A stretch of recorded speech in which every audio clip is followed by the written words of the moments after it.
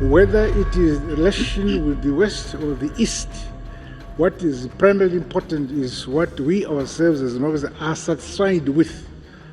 We don't need to please the West or please the East. We please ourselves. Good.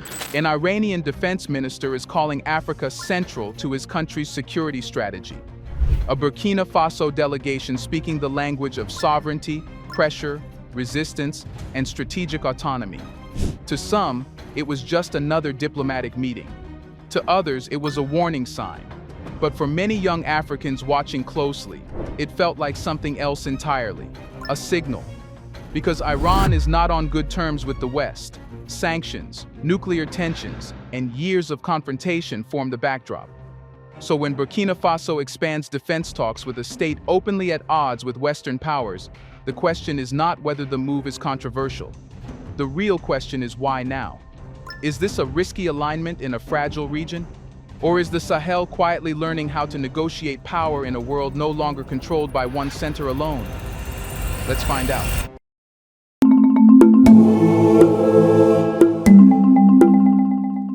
To understand why Burkina Faso would sit in Tehran at this moment, you first have to understand what Tehran represents in the global system. Iran is not just another country expanding its diplomacy. It is a state that has lived for decades under sanctions, surveillance, isolation attempts, and repeated confrontations with Western powers, especially the United States and parts of Europe. The nuclear dispute, the withdrawal from the 2015 JCPOA agreement, renewed sanctions regimes, asset freezes, and regional tensions have shaped Iran into a country that does not expect comfort from Western systems. That is not propaganda. That is documented geopolitical history. Now pause. When a country survives outside the dominant financial and security architecture, it develops habits. It builds parallel trade routes. It experiments with non-dollar transactions. It invests in domestic defense manufacturing because importing becomes uncertain. It hardens politically because pressure becomes routine. So when Iran's defense minister describes Africa as central to its strategy and singles out Burkina Faso for deeper cooperation, he is not speaking from a place of alignment with the West. He is speaking from a place of opposition to it. And that is precisely why this matters. Burkina Faso knows the context. It understands that Tehran's relationship with Washington and Brussels is strained. So choosing to expand defense discussions with Iran is not accidental diplomacy. It is calculated signaling. But here's where people misunderstand the move. This is not about Burkina Faso becoming anti-West. It is about Burkina Faso refusing to be West-dependent. There is a difference. For years, security in the Sahel was heavily structured around Western partnerships, French operations, US intelligence frameworks, and European training missions. Billions were spent, yet insecurity persisted. That historical reality is part of why Sahelian governments are reassessing options today. When one model fails to produce results, rational actors test alternatives. Iran becomes interesting not because it is morally superior, but because it represents resilience under pressure. A sanctioned state that still builds drones. A politically isolated state that still secures regional partnerships. A government that learned to function even when cut off from Western approval. For a Sahel country facing diplomatic tension and possible external pressure, studying that resilience is not reckless. It is strategic. Think of it like this. If you are negotiating with a powerful bloc, your leverage increases the moment you prove you have other doors to knock on. The point is not to live behind the new door. The point is to show you are not trapped behind the old one. This is bargaining theory, not ideology. So the Tehran meeting becomes less about alignment and more about optionality. It says, we are not isolated. We are not cornered. We are not limited to one security vocabulary. But optionality only works if it rests on something deeper than symbolism. So the real question now becomes, what inside the Sahel changed first? What internal shift made Burkina Faso confident enough to diversify in the open?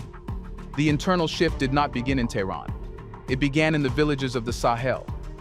For nearly a decade and a half, the region lived inside a Western-designed security script. French military operations such as Serval and later Barkhane were deployed across Mali and neighboring states. The United States established drone infrastructure in Niger. European Union missions focused on training and stabilization.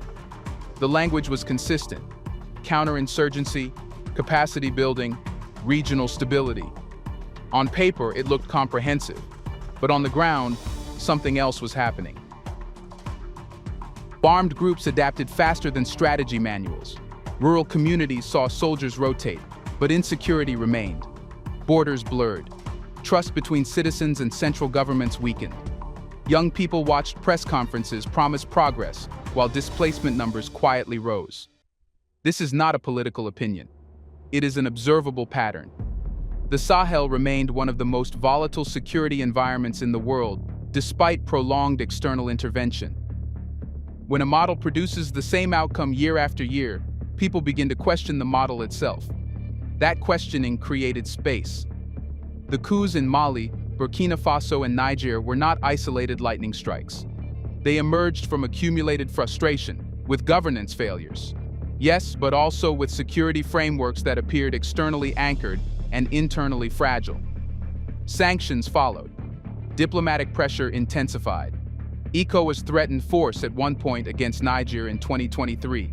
That moment mattered, because instead of folding inward, Mali, Niger, and Burkina Faso formed the Alliance of Sahel States through the Liptako-Gourma Charter, a mutual defense pact designed to respond collectively if one member was attacked. This was the real break. The Sahel stopped assuming its security future would be managed primarily through Western structures. It began constructing its own. That psychological pivot is more important than any single foreign partnership. When three neighboring states decide to coordinate defense outside established regional hierarchies, they are not just signing documents. They are rewriting their assumptions about who protects them and how. And here's where the logic sharpens. Once a region commits to internal cohesion, diversification becomes less risky. You are not negotiating alone anymore. You are not an isolated capital under pressure. You are part of a bloc that can pool leverage. So when Burkina Faso expands talks with Iran, it does so after building regional insulation first. That order is significant. The Sahel did not run toward Tehran out of desperation. It reorganized itself, then explored outward. This means the Iran conversation is not the origin of change. It is a consequence of change. But change always invites reaction. If the old security script stopped working and a new one is being drafted, the next question becomes unavoidable. How will established powers respond when the region they once structured begins writing its own lines? Iran is not entering Africa from a position of global comfort. It has been navigating sanctions regimes for years, particularly from the United States and parts of Europe, linked to its nuclear program and regional activities. The reimposition of U.S. sanctions after Washington withdrew from the 2015 nuclear agreement reshaped Iran's economic environment. Access to global banking networks tightened. Oil exports were restricted. Financial transactions became complicated. Yet the state did not collapse. Instead, Iran adapted. It invested in domestic production where imports became uncertain. It experimented with alternative financial channels. It deepened relations with countries willing to trade outside strict Western frameworks. It strengthened asymmetric defense capabilities rather than competing symmetrically with better-funded militaries. This adaptation matters, not because Iran is flawless, but because survival under sustained pressure teaches lessons. For a country like Burkina Faso, currently navigating diplomatic strain and redefining its external alliances, observing a sanctioned state that continues operating independently has practical relevance. This is not ideological alignment. It is a strategic curiosity. Iran understands pressure from Western systems because it lives inside that tension daily. Burkina Faso understands pressure in a different form. Security crises, regional sanctions threats, and international scrutiny. Both operate in environments where Western approval cannot be assumed. When Tehran emphasizes resistance to external pressure and sovereignty, it is speaking from experience. When Ouagadougou echoes similar language, it is speaking from aspiration. The overlap is not a coincidence. But here is the key distinction. Learning from someone's survival does not mean inheriting their conflicts. Burkina Faso is not importing Iran's disputes with the West. It examines how a state can function when conventional partnerships tighten. This is where logic must be disciplined. If Burkina Faso were aligning exclusively with Iran, that would signal dependency. But what we see instead is diversification across multiple actors, regional coordination through AES, engagement with non-Western powers, and continued diplomatic navigation globally. Iran becomes one node in a broader network. And in network logic, nodes increase resilience. The West often frames Iran as destabilizing because of its regional activities in the Middle East. That perception is real and documented. But the Sahel is not the Middle East. Burkina Faso's calculations are specific to its terrain, its threats, and its political climate. It is evaluating utility, not ideology. So when critics reduce the Tehran meeting to influence expansion, they skip a more uncomfortable possibility, that African states are studying global power conflicts and extracting lessons. Sanctions, after all, are meant to discipline, but they can also educate. The question then is not whether Iran benefits from outreach. It clearly seeks partners. The deeper question is whether Burkina Faso can absorb strategic lessons without inheriting strategic liabilities. And that leads directly into the most sensitive issue of all. In a multipolar environment where every major power has interests, how does Africa avoid becoming a terrain again instead of an architect? Let's pause for a second to say, big thank you to the Black Culture Diary community, where Black voices, stories, and legacies are preserved and amplified. By becoming a member, you're not just supporting the channel, you're becoming part of a powerful cultural movement. Let's continue. Here is where the conversation becomes uncomfortable. The world is no longer structured around a single dominant axis. The United States remains powerful. Europe remains economically influential. But Russia projects force. China builds infrastructure and trade corridors. Turkey exports defense technology. Gulf states expand investment footprints. Iran widens diplomatic lanes in the global south. The system is crowded. That crowding changes incentives. When only one door exists, you wait outside it. When 5 doors exist, you negotiate at all of them. That is the theory of multipolar leverage. But multipolarity is not automatically liberating. It is demanding. It requires strategic discipline from smaller states, because competition between larger powers can turn regions into arenas rather than actors. Africa knows this history. During the Cold War, African states were often pulled into proxy rivalries between Washington and Moscow. Aid came with alignment. Security came with expectation. Sovereignty became conditional. Today's environment is different, but the risk remains. If Burkina Faso diversifies carelessly, it could replace singular dependency with fragmented entanglement. So the question becomes structural. How does a Sahel state extract advantage from multipolar competition without surrendering agency? The answer lies in the clarity of objectives. If the objective is regime survival alone, external partnerships become shields. But shields come with strings. If the objective is national capacity, training local forces, building domestic production, and improving intelligence coordination, then partnerships must be evaluated by what they leave behind, not what they temporarily provide. A multipolar strategy requires 3 guardrails. First, no exclusive security pipeline. If one external actor controls training, hardware, and intelligence simultaneously, dependency reappears. Second, regional anchoring. The alliance of Sahel states cannot become symbolic. It must remain operational because internal cohesion is the only counterweight to external pressure. Third, transparency of interest. Every external actor, Western or non-Western, pursues its own strategic goals. Recognizing that openly prevents romantic illusions. Iran's outreach fits into this competitive field. Tehran seeks diplomatic partners beyond Western isolation. That is rational. Burkina Faso seeks diversified security channels amid uncertainty. That is also rational. The danger appears only when rational calculation becomes emotional alignment. Multipolar politics rewards cold thinking. And here is the part Western commentary often avoids. Diversification itself forces the West to renegotiate its posture. If African states demonstrate they can operate outside exclusive Western systems, Western capitals must choose either to adapt to more equal partnerships or escalate pressure. Pressure has limits. Excessive pressure accelerates diversification. Adaptive negotiation reduces it. So multipolarity becomes a test, not only for Burkina Faso, but for the West as well. Can established powers accept Africa as a strategic equal rather than a managed space? And more importantly, can African states sustain the internal coherence necessary to navigate a crowded global chessboard without becoming the board itself? Here's a reminder to please like and share the video and subscribe to our channel to watch more videos on Black culture, history, civilization, and identity. Let's continue now. Power does not only move through weapons, sanctions, or trade corridors. It moves through language, through headlines, through framing. Notice how quickly the phrase Iran expanding influence in Africa appears when Tehran deepens talks with Sahel states. Now compare that to how Western military expansion in Africa has historically been framed. Stabilization, partnership, counterinsurgency support.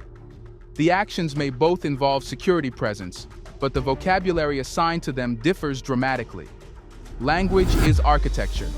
It builds perception before reality settles.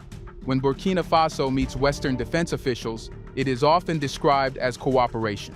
When it meets Iran, it becomes aligned. The distinction is subtle but powerful. Cooperation implies equality. Alignment implies allegiance. This is where the narrative battlefield begins. The Sahel's leadership understands that global perception affects financial access, diplomatic recognition, and internal legitimacy. So expanding defense talks with a country under Western sanctions is not just a security decision, it is a communication decision. It says, we are not confined. But here is the risk. Narrative can become self-fulfilling. If Western policymakers interpret diversification as hostility, they may respond with financial tightening, diplomatic isolation, or public pressure campaigns. That response, in turn, reinforces the Sahel's argument that external systems are coercive. A loop forms. The loop is dangerous because it shifts the focus away from practical outcomes and into ideological polarization. Burkina Faso's strength lies in avoiding that trap. If Tehran becomes framed domestically as an ideological partner rather than a transactional one, flexibility narrows. If Western capitals decide to treat diversification as defiance, escalation becomes tempting. So the narrative discipline must match the strategic discipline discussed earlier. Every statement matters. Every agreement must be concrete enough to justify itself without relying on rhetoric. The youth in the Sahel are not evaluating speeches. They are evaluating security improvements, economic breathing space, and visible sovereignty in decision-making. This is why the narrative battlefield is more delicate than the military one. A drone can be measured. A headline cannot. And here is the deeper truth. Multipolar politics magnifies narratives because every major power seeks symbolic victories. Iran benefits symbolically from being seen as welcomed in the Sahel. Western critics benefit symbolically from portraying that welcome as destabilizing. Burkina Faso must avoid being reduced to a symbol in someone else's argument. It must remain the subject, not the adjective. That requires emotional restraint in leadership and clarity in policy. So the final tension becomes clear. If narrative pressure intensifies, if headlines grow sharper and diplomatic messaging grows louder, will Burkina Faso stay focused on outcomes, or will it be pulled into the theater of symbolic confrontation? In the end, none of this will be decided in Tehran, Washington, Brussels, or in headlines about influence. It will be decided in villages across Burkina Faso, whether armed groups lose territory, whether soldiers are better trained, whether supply chains function without political interruption, whether economic pressure can be absorbed without panic. That is where sovereignty becomes real. We're telling your boss, your father there, that we are going to change partners. What he told the former presidents, that it's written, said in secret that they mustn't change partners, well, we are going to change. We're ready to die for that. And we say, your representatives in the country, those ambassadors, we tell them we'll start looking at where our interests lie and we'll change. Any ambassador who feels they don't like it, the borders are not closed. Pack your bag and leave, because we are going to change. The meeting with Iran is a signal. The alliance of Sahel states is a framework. Western discomfort is a reaction. But signals, frameworks, and reactions are not outcomes. Outcomes are measurable. If expanded defense cooperation leads to improved surveillance capacity, stronger border coordination, or better intelligence sharing among Sahel states, then diversification becomes tangible. If alternative partnerships create financial flexibility during periods of diplomatic tension, then optionality proves its worth. If regional cohesion strengthens and internal institutions become more resilient, then sovereignty evolves from rhetoric into structure. But if none of that materializes, if the partnerships remain symbolic, if internal fragmentation deepens, or if external actors begin shaping domestic decisions, then the promise collapses into repetition of history. That is the hard truth. Multipolar engagement offers opportunity, not guarantees. Iran seeks partners because it too lives under pressure. Western states guard their influence because it underpins strategic interests. Every major actor in this equation pursues advantage. That is normal in international politics. What is not normal, at least historically, is African states asserting optionality so openly. This is the shift. For generations, Africa's security architecture was treated as something designed externally and implemented locally. Today, Burkina Faso and its Sahel neighbors are experimenting with reversing that flow. Designing locally, negotiating externally. That experiment will succeed only if internal discipline matches external ambition. Sovereignty is not a speech in Tehran. It is the ability to reject terms without fear of collapse. It is the ability to negotiate from multiple directions without surrendering decision-making. It is the capacity to withstand pressure without scrambling. And here is the quiet test approaching. If Western powers decide to adapt and offer partnerships on more equal terms, the Sahel's leverage increases. If they instead intensify pressure to discourage diversification, the Sahel's resolve will be tested. Either way, the era of single-lane dependency appears to be closing. The next chapter will not be written about which flag appears in a photograph. It will be written on whether Burkina Faso becomes harder to coerce year after year. So the final question is simple, and it does not belong to Iran or the West. Can the Sahel convert this moment of strategic experimentation into a durable model of self-directed power, or will it allow external rivalries to define it once again? Let us know in the comment section. What are you hoping to see? Do you want to watch more videos like this one? If so, subscribe to our channel and press the bell icon next to it. We have decided to bring videos on something nobody talks about: the Black culture, civilization, history, and evidence about how glorious Blacks have been. Thanks for watching, and until the next video, stay tuned.